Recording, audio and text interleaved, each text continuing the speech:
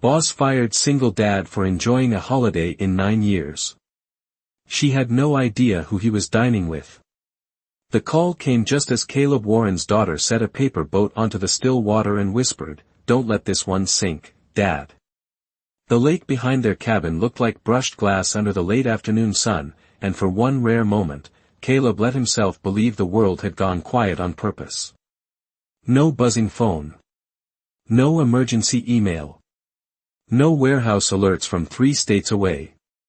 Just Emma in a yellow windbreaker, sneakers damp from the dock, smiling at him like she was trying to memorize this version of her father before it disappeared again. Then his phone lit up with the name Vanessa Sterling, and the piece shattered before he even answered. Caleb stared at the screen for half a second too long. Emma noticed. Kids always noticed. "You said no work," she said softly, not accusing him, just reminding him of a promise she clearly did not expect adults to keep. Caleb swallowed, forced a small smile, and picked up. Vanessa did not say hello. Her voice came sharp and cold through the speaker, asking why he was not on the emergency operations call, why he had ignored 3 messages, and whether he understood how much money his absence was costing North Spire Systems by the hour. Caleb looked at his daughter, then out at the lake, then back at the little paper boat drifting farther from the dock. He told her exactly what he had already told everyone before leaving Chicago: this was approved vacation time, his first in 9 years, and he would be back on Monday. There was a silence on the line that felt more dangerous than shouting. Then Vanessa laughed once, short and flat, like kindness was a language she had forgotten. "Your vacation is over," she said. "Get on a plane tonight or don't bother coming back." Emma's face changed before Caleb even spoke. She knew. Somehow, she always knew. He lowered his voice and said, "I'm not leaving my daughter in the middle of the 1 week I promised her." Another silence. Then Vanessa said the one sentence that would split his life in 2. "Then consider yourself fired." Caleb stood motionless on the dock with the phone still pressed to his ear, while Emma's paper boat floated farther out into the lake, carrying the last quiet moment they had left. And Vanessa Sterling still had no idea who was waiting at Caleb's dinner table that night. Caleb did not answer right away because some words did not sound real the first time you heard them. Fired was one of those words. It hung in the air between the lake and the pine trees like it belonged to somebody else, to some other father who had not spent the last 9 years solving problems at 2 in the morning while pretending that missing bedtime stories was a fair trade for keeping the lights on. Emma looked up at him from the dock, her small hand still half raised from where she had pointed at the drifting paper boat, and in her eyes Caleb saw something worse than fear. He saw recognition. She had seen work take him away too many times before. "Are we going home now?" she asked, almost carefully, like she already knew the answer and was trying to make it hurt less for him. Caleb lowered the phone and ended the call without another word to Vanessa Sterling. For a moment he just stood there, breathing in the cold lake air, trying to decide which loss he was supposed to feel first. The job had paid the mortgage. The job had paid for Emma's school clothes, doctor visits, and the violin lessons she had quit after 2 months because she said the instrument sounded sad. The job had also swallowed birthdays, school plays, weekends, and every promise he had ever made with good intentions and broken with a laptop open in front of him. He crouched in front of Emma so they were eye level. "No," he said quietly. "We are not going home." She blinked. "But she fired you." He nodded once. "She did." Emma studied his face with the serious expression that always made her seem older than 9. "Then why are you smiling?" Caleb had not realized he was. It was not happiness, not exactly. It was the strange, shaky relief of a man who had just been shoved off a cliff and discovered on the way down that he was tired of clinging to the edge. He brushed a strand of hair off Emma's forehead and said, "Because for the first time in a long time, somebody else made the decision for me." Emma glanced at the lake, then back at him. "Is that good?" Caleb followed the paper boat as it drifted farther into the gold light. "I do not know yet," he said. "But I know this. I am here with you tonight. And as simple as the words were, they landed between them with the weight of a vow he should have made years ago. That evening, the lodge dining room filled with the low, comfortable sounds of silverware, soft country music, and families talking like time still belonged to them. Caleb and Emma were seated near the window because Emma liked watching the last light fade over the lake, and because Caleb had learned that children trusted a room more when they could see outside. He unfolded his napkin, studied the menu without really reading it, and tried not to think about the emails that were probably stacking up in his inbox like a second storm moving in behind the first. Emma, however, was unusually quiet. Not upset. Not exactly. Just thoughtful in the way children became thoughtful when adults had cracked the world in front of them and expected it to look normal again by dinner. You really are not going back? She asked as she traced the rim of her water glass with one finger. Caleb looked at her and answered the way he wished more adults did, without hiding behind words that sounded safer than the truth. No, he said. I am not going back tonight. Emma nodded slowly, then asked the question that hit deeper than the firing itself. Were you always going to choose them if she gave you a choice? Caleb felt that one in his chest. Because the honest answer was that for years, he had told himself he was choosing Emma by choosing work. Choosing stability. Choosing health insurance. Choosing rent and school supplies and winter boots that fit. But somewhere along the way, necessity had become habit, and habit had started dressing itself up as sacrifice. Maybe I did, he said quietly. Too many times. Emma did not look angry. That somehow made it harder. She just reached into her backpack, pulled out a folded sheet of notebook paper, and slid it across the table. Caleb opened it and found a school assignment from 2 months earlier. It was called The Person I Wish I Saw More. The handwriting was Emma's. So was the answer. My dad. Caleb stared at the page until the words blurred, then folded it carefully and tucked it into his shirt pocket like something fragile and important enough to keep close to his heart. Before he could speak, the hostess approached with an apologetic smile and asked whether they would mind sharing their table because the dining room had filled up. Caleb said of course not. A minute later, an older man in a navy sweater and worn leather boots stopped beside their table, carrying himself with the easy calm of someone who had never needed to impress a room to own it.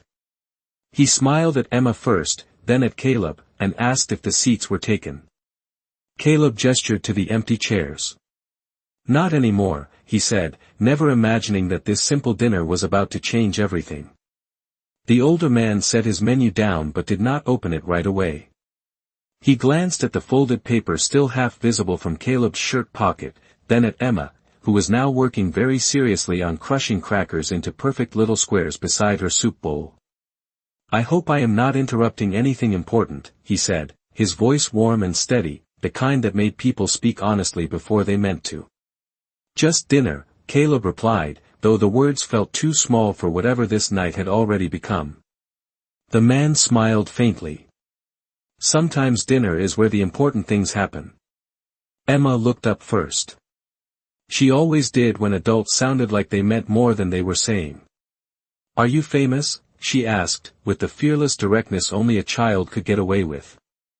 Caleb almost apologized, but the man laughed softly and shook his head. Only in very boring rooms, he said. My name is Richard Holloway. Caleb introduced himself, then Emma, and for a few minutes the conversation stayed where safe conversations usually stayed, on the lake, the weather, the trout that never seemed to bite when people were watching. Richard asked Emma what she liked best about the trip. That my dad is actually here, she said, then returned to her soup as if she had not dropped something painfully true in the middle of the table. Richard did not miss the flicker in Caleb's face. Neither did Caleb. Actually here, Richard repeated, not with judgment, just quiet interest. Caleb gave a small nod. I have not exactly been winning any Father of the Year awards.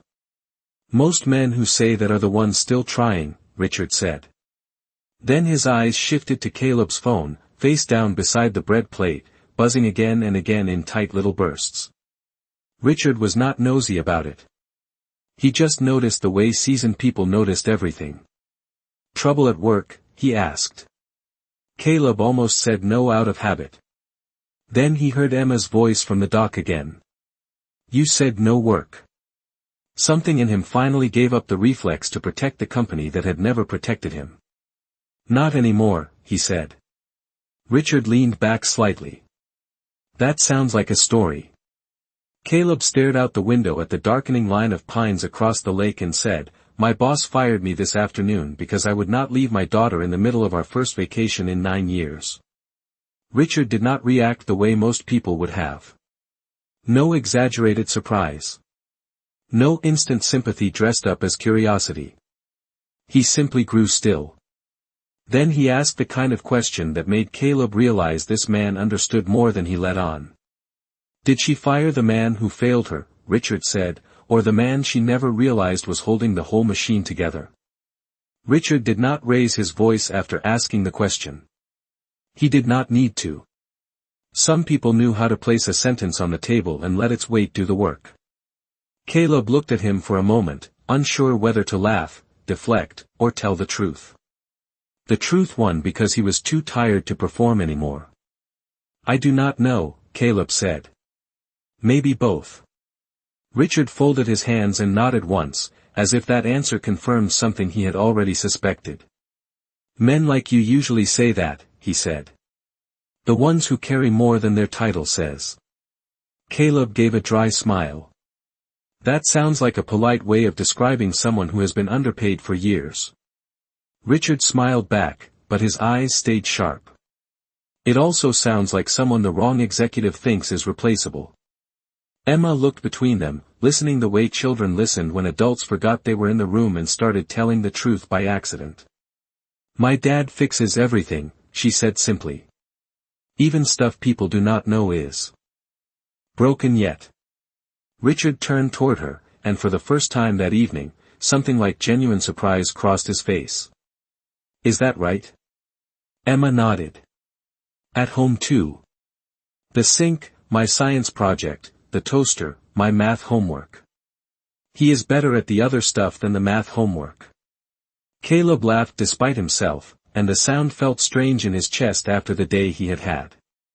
The waitress arrived with their meals, and for a few minutes they ate in a calm silence, but Caleb could still feel his phone buzzing against the table every few minutes like the company was reaching across state lines trying to drag him back by the collar. Finally Richard glanced at it again. You are not going to check that, are you? Caleb picked up the phone, held it for a second, then powered it off and set it back down. Emma smiled so fast it almost broke him. Richard noticed that too. That was not a small thing, he said. Caleb looked out at the lake, now nearly black under the evening sky. It should have been, he said. But somewhere along the line, I made being needed by strangers feel more urgent than being loved by my own daughter. Richard let that sit for a beat. Then he asked, very casually, what exactly did you do for North Spire Systems? Caleb answered the simple version first. Operations Systems Architecture. Supply Chain Stabilization. Emergency Process Recovery. Richard nodded like the words mattered. And the version you would say if you were being honest instead of modest? Caleb hesitated. Emma did not. He is the reason they do not fall apart, she said. Richard leaned back in his chair, studying Caleb in a completely different way now, and when he spoke again, his tone had changed. Interesting, he said quietly. Because tomorrow morning, I was supposed to decide whether my firm invests $200 million into North Spire. And now I would like to hear absolutely everything. For a second, Caleb thought he had misheard him. Not because the words were unclear, but because they belonged to a world so far above his pay grade that hearing them at a lodge dinner table felt almost absurd. $200 million. Emma looked from Richard to her father, sensing the room had shifted again even if she did not fully understand how. Caleb sat back. Slowly, his hand resting near the folded school paper in his shirt pocket, and studied the older man with new attention. Richard Holloway did not look like the sort of man who needed to announce his importance. He looked like the kind who had spent enough years being listened to that he no longer had to raise his voice. "You are serious," Caleb said. Richard gave the smallest nod. "Very." Then he reached into his jacket, pulled out a plain business card, and slid it across the table. Caleb turned it over and saw the name Holloway Capital Partners. Under that, in understated print, was Richard Holloway, founder and managing chairman. Caleb felt a strange chill run through him, not from fear exactly, but from the sudden realization that Vanessa Sterling had fired him less than 4 hours earlier without the slightest idea that the one person evaluating her company's future was now sitting across from the man she had discarded. Richard did not seem interested in drama. He seemed interested in facts. "Start at the beginning," he said. "Not the polished version people tell in conference rooms. The truth." Caleb let out a slow breath and gave it to him. He explained how North Spire had spent years building public confidence on systems that only looked stable from the outside. He described the late-night patches, the undocumented process bridges, the fragile workarounds that kept warehouses moving when internal tools froze or data feeds lagged. He explained that the official reporting structure made it appear as if the company's resilience came from leadership strategy, but much of it actually came from invisible people solving problems before they turned into headlines. Richard asked careful questions, not flashy ones. Which systems were most exposed? Which executives actually understood operational risk? Whether Vanessa had ever asked what would happen if Caleb walked away. Caleb answered each one plainly. No self-pity. No revenge. Just the truth laid out in steady pieces. By the time dessert menus arrived, Richard had heard enough to stop pretending this was casual curiosity. He set his water glass down and said, "A company that punishes loyalty, hides dependence, and confuses fear with leadership is already in trouble. The only question is how long until the market notices." Caleb glanced at Emma, who was now fighting sleep against the back of the booth, her cheek resting on her folded arms. Then he looked back at Richard. "What happens now?" Richard's expression did not harden. It clarified. "Now," he said, "I find out whether your boss made a cruel decision tonight, or a catastrophic one." Caleb carried Emma back to their cabin after dinner with her head resting against his shoulder and one small hand curled into the fabric of his sweater like she was afraid sleep might loosen her grip on him. The night air had turned colder, and the gravel path between the lodge and the cabins crunched softly under his boots, but for the first time all day, the pressure in his chest felt different. It was still there. The fear had not vanished. He was still fired. Still responsible for rent, groceries, school shoes, doctor bills, and every ordinary expense that became terrifying the moment a paycheck disappeared. But now the fear had company. It had been joined by something steadier, something he had not felt in years. Perspective. After he tucked Emma into bed and pulled the blanket up under her chin, she opened her eyes just long enough to whisper, "Do not let them take you back tonight." Caleb smoothed her hair and said, "They do not get tonight." She fell asleep with that answer, and he stood there for a moment in the dim cabin light, letting the silence settle around him. Then he stepped outside with Richard's card in one hand and turned his phone back on with the other. It lit up instantly with missed calls, voicemails, and a string of emails so aggressive they almost looked panicked. Human Resources had sent notice of termination. Legal had sent language about confidentiality, compliance, and post-employment restrictions. 2 managers had left messages that sounded less concerned about him than about the systems already starting to wobble without him there. One subject line read urgent. Another read "Where are the access notes?" Another, sent only 12 minutes earlier, read "Call me now." Caleb stared at the screen, not angry, not triumphant, just quietly amazed at how quickly a company could switch from treating a man like he was disposable to proving he had never been optional. His phone rang again. This time it was not Vanessa. It was Nolan Pierce, one of the senior analysts from Chicago. Caleb answered. Nolan did not bother with greetings. "I should not be calling you," he said in a rushed whisper, but the distribution dashboard is lagging, the backup routing script is not triggering, and nobody can find the patch sequence you built after the Kansas freeze last winter. Vanessa keeps saying the team can rebuild it, but they cannot even explain what it is doing. Caleb closed his eyes for a second. There it was. Not revenge. Not drama. Just math. A system built on invisible labor had started showing its bones. Then maybe, Caleb said quietly, looking back through the cabin window at his sleeping daughter, they should have thought about that before firing the man who kept it standing. The next morning arrived too beautiful for the kind of damage already spreading back in Chicago. Sunlight rolled across the lake in long pale ribbons, and Emma was still asleep under the quilt when Caleb stepped onto the porch with a mug of burnt lodge coffee and checked his phone again. Overnight, the tone had changed. The legal threats were still there, but now they were buried under something far more revealing. Messages from executives. Missed calls from numbers that had never called him before. One email from the chief financial officer with the subject line "Need immediate clarification." Another from information security asking for access mapping Caleb had warned them for 2 years to document properly. And then, sitting near the top of his inbox like a crack running through glass, was a message forwarded after midnight from Richard Holloway's office to Northspire's board. Caleb read it once, then again. It was brief, precise, and devastating. Holloway Capital Partners was suspending all investment discussions pending immediate review of leadership risk, operational dependency, and labor governance concerns.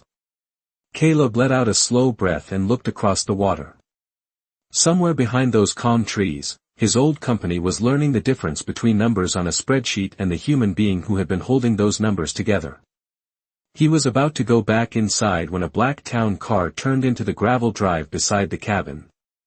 Caleb knew that car did not belong anywhere near this lake. A second later the rear door opened, and Vanessa Sterling stepped out in a cream coat and heels that were all wrong for pine needles and dirt. Even from a distance, she looked composed, but not relaxed. She saw Caleb on the porch and started walking toward him with the kind of purpose powerful people used when they still believed control could be recovered if they moved fast enough. Caleb did not go down to meet her. He stayed where he was. That, more than anything, seemed to unsettle her. By the time she reached the steps, her expression had shifted from polished authority to something tighter, something trying not to resemble urgency. "You are difficult to reach," she said.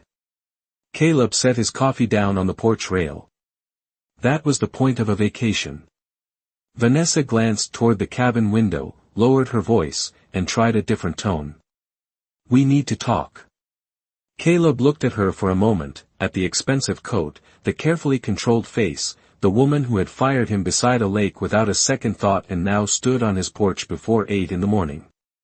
"No," he said calmly. "You need something. Talking is just the route you took to get here." And for the first time since she arrived, Vanessa Sterling had no immediate answer. Vanessa recovered quickly, but not completely. Caleb could see it in the way she held her shoulders too still, like control had become something she had to physically keep from slipping. "I came to correct a mistake," she said. Caleb almost smiled at that, because only people like Vanessa could call a public humiliation, an impulsive firing, and a full night of legal threats a mistake once the consequences started climbing toward their office. He folded his arms and said nothing, so she continued. She told him the board was overreacting, that Richard Holloway had drawn conclusions from incomplete information, that investors were nervous and clients were asking questions they should never have been in a position to ask. Then she made the offer she must have rehearsed in the car on the way up the mountain. A salary increase. A promotion. Expanded authority. Immediate reinstatement. The chance to return on revised terms as if none of the past 24 hours had happened. Caleb listened without interrupting. Behind Vanessa, the lake glowed under the morning sun, calm and indifferent, and from inside the cabin he could hear Emma moving around, probably awake now, probably listening for his voice before deciding whether the day was still safe. "You still do not understand," Caleb said at last. Vanessa's jaw tightened. I understand that you are important to the company. Caleb shook his head. No. You understand that I am expensive to lose. That is not the same thing. He stepped down from the porch then, not toward her, but just enough to make sure she heard every word clearly. You fired me because I chose 1 week with my daughter after 9 years of choosing your emergencies. You sent legal threats before the sun went down. You let an entire system depend on one exhausted employee, then punished him for acting like a father instead of a machine. That is not a mistake in wording, Vanessa. That is a mistake in values. For the first time, she looked as if she had no prepared response left. The silence stretched until the cabin door opened and Emma stepped out in her socks, clutching the paper boat she had dried overnight on the windowsill. She looked from Caleb to Vanessa, then walked straight to her father and slipped her hand into his. Caleb looked down at her small fingers wrapped around his, and in that moment the decision became simple in a way work had never allowed life to be. He turned back to Vanessa and said, "Go tell your board whatever helps you sleep. But I am done building my life around people who only see my worth when I stop giving it away." Vanessa stood there a second longer, then turned and walked back to the waiting car.